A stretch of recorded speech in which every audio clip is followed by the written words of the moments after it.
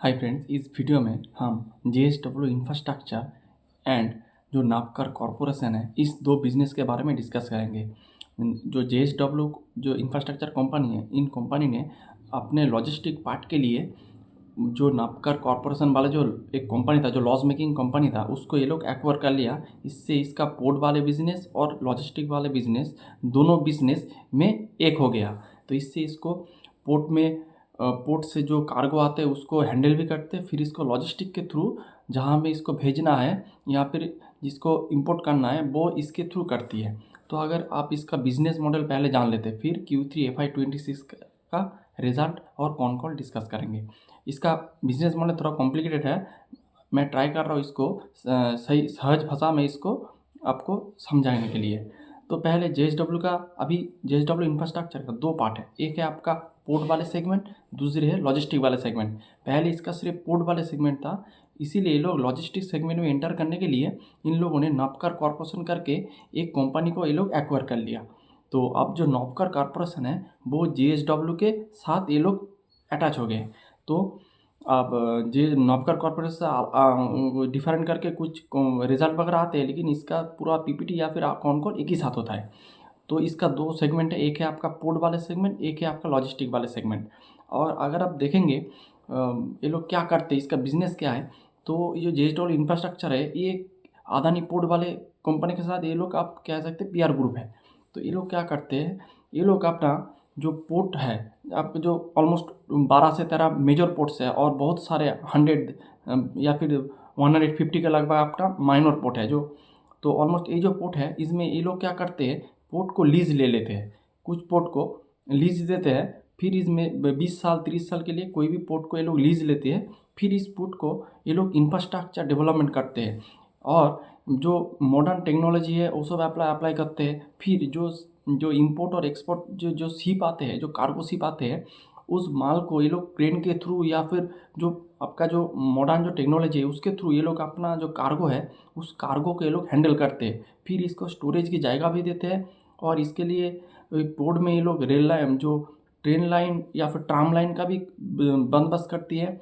और ये लोग अपना जो मेनली जो एक्सपोर्ट इंपोर्ट करते हैं, मोनली ये करते हैं आपका जो आयरन ओर या फिर कोल या फिर आपका एलपीजी या फिर आपका वेजिटेबल ऑयल, ये सब वगैरह ये लोग इंपोर्ट एक्सपोर्ट करते हैं। फिर इसको स्टोरेज का जायगा भी देते हैं, इससे ये लोग कुछ अपना कमीशन कमाते हैं, इससे इसका रेवेन्यू ऑन होता है। तो ये है इसके सिंपल बिजनेस मॉडल। और नापकर का क्या करते हैं, पोर्ट में जो सामान आते हैं उस सामान को लॉजिस्टिक के थ्रू ये लोग, नापकर कॉर्पोरेशन का लॉजिस्टिक के थ्रू ये लोग अपना जहाँ भी इसको भेजना है उसको ये लोग भेजते हैं। तो ये इसका सिंपल बिजनेस मॉडल है और ये लोग इससे आपका रेवेन्यू वगैरह अर्न करते हैं। और ये कैपेक्स हेवी मॉडल है, क्योंकि आपको अपने पॉकेट्स के पैसा से आपको इस वगैरह पूरा सेटअप करना पड़ता है। जितना आपका कैपेसिटी बढ़ेगा उतना ही इस बिज़नेस में फ़ायदा है।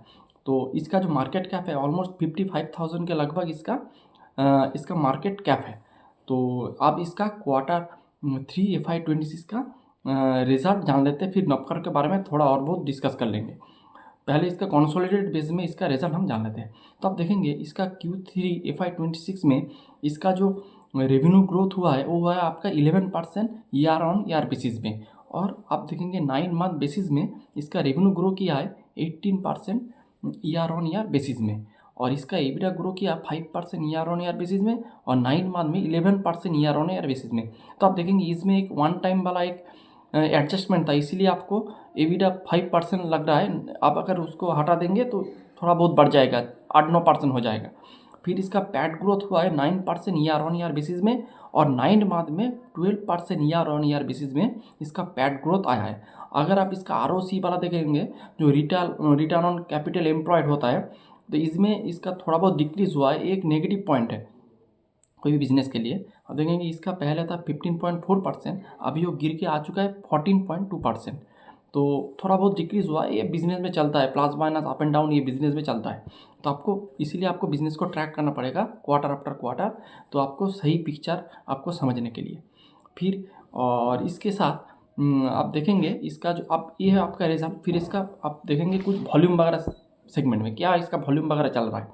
तो ये लोग अभी Q3 FY26 में ये लोग जो कार्गो हैंडल किया है वो किया आपका ऑलमोस्ट 32 मिलियन टन करके एक नंबर है, MT करके नंबर है, मिलियन टन। तो ये 32 मिलियन टन ये लोग कार्गो हैंडल किया है। और इसका जो कार्गो हैंडल का जो मिक्स है वो JSW का तो अपना ही बहुत सारे बिजनेस है, जैसे आयरन स्टील इंडस्ट्री में बहुत बड़ा प्लेयर है। तो इसका जो अपना ही जो माल ये जो इंपोर्ट एक्सपोर्ट किया है, जो हैंडल किया है, वो है आपका 49%, 51%। और थर्ड पार्टी जो अलग लोग का जो और जो सारे कंपनी है उस कंपनी का जो कार्गो हैंडल किया है उसका परसेंटेज है 49%। तो इसका थर्ड पार्टी है JSW ग्रुप का जो परसेंटेज है कार्गो हैंडलिंग का वो है JSW ग्रुप का 51% एंड अदर्स जो कंपनी है उसका है आपका 49%। तो ये इसका मिक्स रेशियो है। और तो Q3 में ये लोग almost 32 million ton cargo handle किया है और 9 मंथ में ये लोग 90 मिलियन टन कार्गो ये लोग हैंडल किया है। तो ये इसका 9 मंथ का कार्गो हैंडल का रेशियो और इसका वॉल्यूम का ग्रोथ है 8% ईयर ऑन ईयर बेसिस में। तो इसका ये बात है। फिर अगर आप देखेंगे तो इसका जो थर्ड पार्टी कार्गो का जो वॉल्यूम है वो 10% से ग्रो किया है और इसका जो टोटल कार्गो है जो पूरा जो हैंडल किया है उसका जो वॉल्यूम का ग्रोथ है वो है आपका 8% ईयर ऑन ईयर बेसिस में। तो थोड़ा बहुत सेम ही है ये आप कह सकते हैं। और इसका जो आप देखेंगे इसके मैनेजमेंट ने इसका कॉन कॉल वगैरह भी किया था। तो कॉन कॉल में मैनेजमेंट ने गाइडेंस वगैरह दिया है, रोड मैप वगैरह दिया है। तो इस रोड मैप के बारे में थोड़ा डिस्कस कर लेते हैं। तो मैनेजमेंट ने जो गाइडेंस दिया है वो हम इसको कंसोलिडेट बेस में करते हैं, फिर जो नापकर डिस्कस करेंगे नापकर का आलादा करके कर देंगे। तो इसका टोटल रेवेन्यू जो है, इस रेवेन्यू का जो गाइडेंस दिया है मैनेजमेंट ने वो दिया है 5400 रेवेन्यू ये लोग अचीव कर लेंगे FY26 में। तो ये इसका गाइडेंस है जो कि है 21% ईयर ऑन ईयर बेसिस में। तो इसका रेवेन्यू का गाइडेंस है और अभी 9 मंथ में ये लोग चल रहा है 18% ईयर ऑन ईयर बेसिस में। तो इसको ऑलमोस्ट 25 से 26-7 के बेसिस में Q4 में इसको आपका रिजल्ट शो करना पड़ेगा टू अचीव देयर 21% गाइडेंस। ये एक बात है 26 का। और 27 का इसका जो रेवेन्यू का गाइडेंस का है ये है आपका 7,000 रुपीज़ का इसका रेवेन्यू गाइडेंस का इसका ये है। और इसका जो ग्रोथ है ये है 30% ईयर ऑन ईयर बेसिस में। इसके बाद FY28 में इसका जो गाइडेंस है वो बहुत ही इंटरेस्टिंग है, वो है आपका 11,650 इसका रेवेन्यू का गाइडेंस है। अगर आप इसको कैलकुलेट करेंगे परसेंटेज टर्म में तो ये होता है 66% ईयर ऑन ईयर बेसिस में जंप होगा। तो एक बहुत ही बढ़िया एक गाइडेंस मैनेजमेंट ने दिया है, लेकिन आपको इसको क्वार्टर ऑन क्वार्टर बेसिस में ट्रैक करना पड़ेगा। अभी 2028 में क्या होगा ये आपको हमको कुछ किसी को पता नहीं है। तो इसीलिए आपको क्वार्टर ऑन क्वार्टर बेसिस में ट्रैक करना पड़ेगा और आपको देखना पड़ेगा मैनेजमेंट FY26 के जो गाइडेंस दिया है वो मैच कर रहा है कि नहीं कर रहा है। फिर FY27 का जो गाइडेंस दे रहा है वो ये लोग अचीव कर रहा है कि नहीं कर रहा है। फिर 28 का हम बाद में सोचेंगे।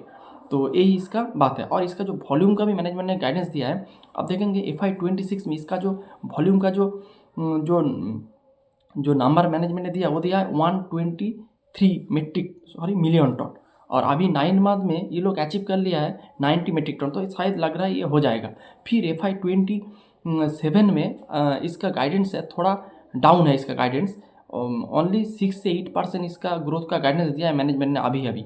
तो इसका जो रेवेन्यू टर्म में 6 से 8%, तो इसका जो अगर आप पूरे नंबर में कहेंगे तो ये 130 से 135 मिलियन टन इसका वॉल्यूम का गाइडेंस है FY27 में। और FY28 में इसका गाइडेंस है ऑलमोस्ट 265 से 275 मिलियन टन, जो कि है ऑलमोस्ट आपका 100% ईयर ऑन बेसिस में जंप होगा। तो FY28 में जो जिस कंपनी का मैनेजमेंट है वो काफ़ी बुलिश है इस बिजनेस में। और FY30 में इसका वॉल्यूम का गाइडेंस है 400 मिलियन टन।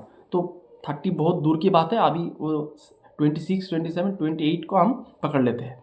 तो यही बात है। और मैनेजमेंट ने कॉन्टीन्यूअस कैपेक्स भी वगैरह कर रहा है। जो इसका बहुत सारे पोर्ट है, मेजर पोर्ट है, फिर कुछ माइनर पोर्ट भी है, जैसे आपका मुंबई है, आपका जवाहरलाल नेहरू है और कुछ ग्रीनफील्ड प्रोजेक्ट भी चल रहा है। ऑलमोस्ट 10 से 12 पोर्ट में ये लोग काम कर रहे हैं मेजर पोर्ट में। और अगर आप इसका जो ग्रीनफील्ड प्रोजेक्ट चल रहा है वो आपका चल रहा है केनी में, जो कर्नाटका है, जो वेस्ट कोस्ट में है। फिर आपका है मारबे करके एक पोर्ट है जो है आपका महाराष्ट्र में, उसका भी ग्रीनफील्ड प्रोजेक्ट चल रहा है। फिर इससे जोटाधर पोर्ट है जो आपका ईस्ट कोस्ट में है। फिर और एक इसका काम चल रहा है जो अभी अभी लीज में लिया है, जो श्यामाप्रसाद मुखर्जी जो पोर्ट है, जो कलकत्ता पोर्ट है, वो भी इन लोगों ने लीज लिया है 30 ईयर्स के लिए, उसमें भी ये लोग काम वगैरह कर रहा है।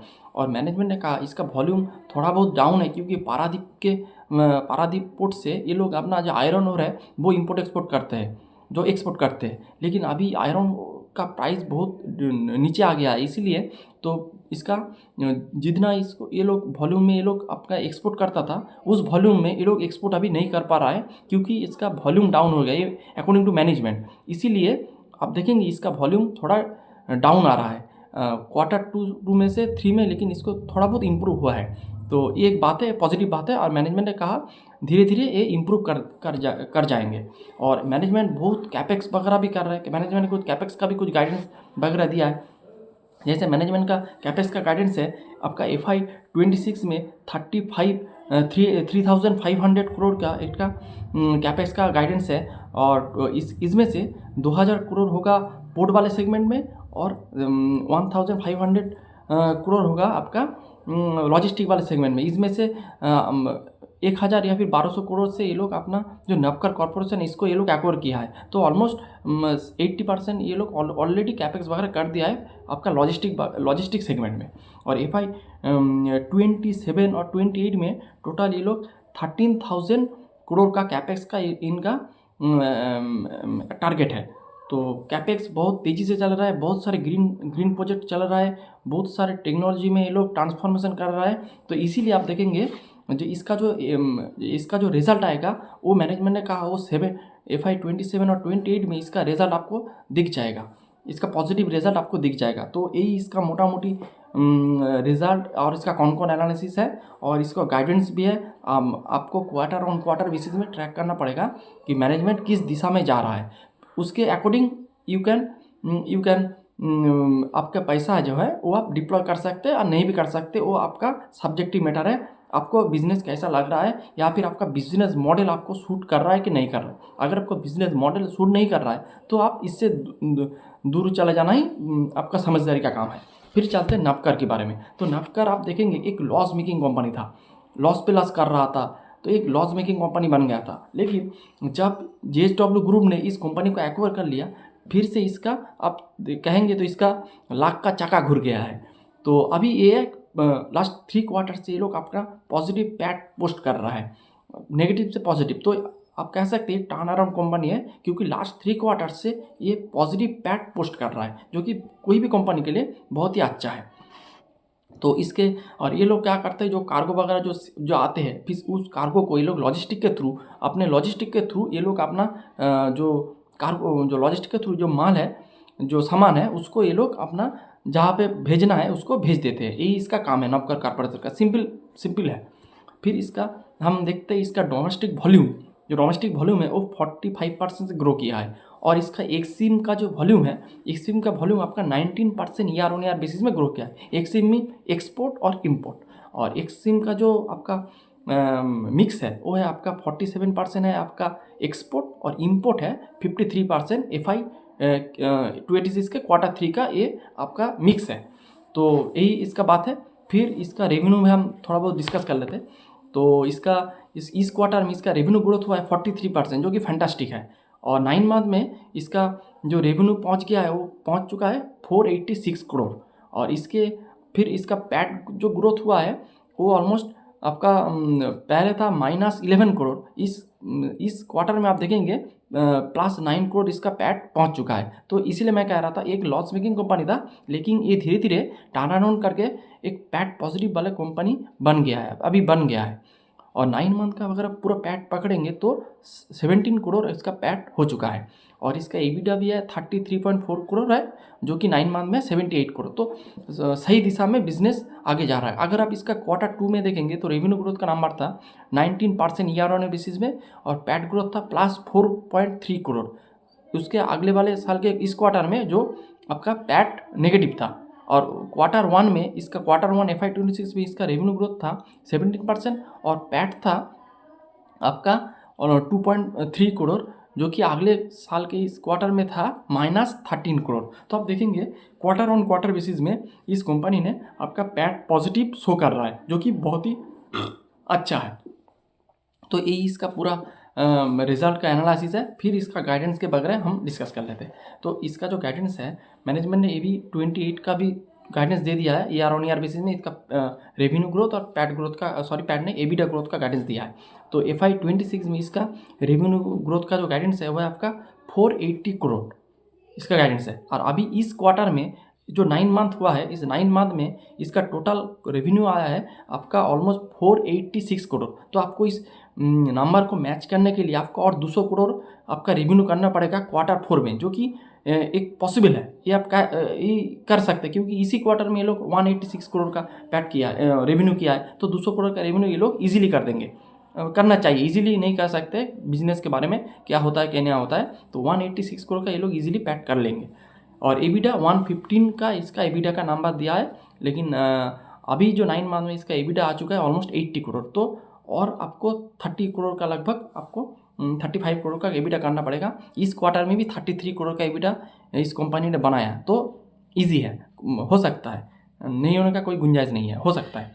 फिर FY26 में इसका जो रेवेन्यू ग्रोथ का गाइडेंस है वो है आपका 1820, जो आपका परसेंटेज में कहेंगे तो 167% का ग्रोथ है। और FY28 में इसका जो गाइडेंस है ये है 3650 करोड़ का, जो कि 100% ग्रोथ का इसका गाइडेंस है। तो आप देखेंगे मैनेजमेंट का जो गाइडेंस दिया है वो बहुत ही अच्छे गाइडेंस है। अगर आप इसको परसेंटेज में कैलकुलेशन करेंगे तो 100% के ऊपर का ग्रोथ गाइडेंस मैनेजमेंट ने दिया है। लेकिन अब इसको देखना पड़ेगा आपको कि मैनेजमेंट इस जो गाइडेंस दिया है, गाइडेंस के थ्रू ये लोग आपका काम कर पा रहा है कि नहीं कर पा रहा है। अगर ये लोग इस दिशा में जा रहा है तो आप इस बिज़नेस को देख सकते हैं, क्योंकि इस बिज़नेस अभी टर्न अराउंड हो चुका है। लास्ट 3 क्वार्टर से ये लोग अभी पैट पॉजिटिव कर रहा है, तो ये टर्न अराउंड हो चुका है। फिर भी आपको अच्छे से ट्रैक करना पड़ेगा इसको, इसका जो आगे का गाइडेंस है, इस गाइडेंस के ये लोग मैच कर पा रहे हैं कि नहीं कर पा रहे, ये देखने के लिए। तो यही था आज का पूरा video. Hope you like the video. इस बिजनेस मॉडल थोड़ा बहुत कॉम्प्लिकेटेड है, इसके साथ आपको अदानी पोर्ट वाले बिजनेस को भी देखना चाहिए। वो सबसे बड़ा वाला कंपनी है, ऑलमोस्ट 3.5 लाख करोड़ का इसका मार्केट कैप है।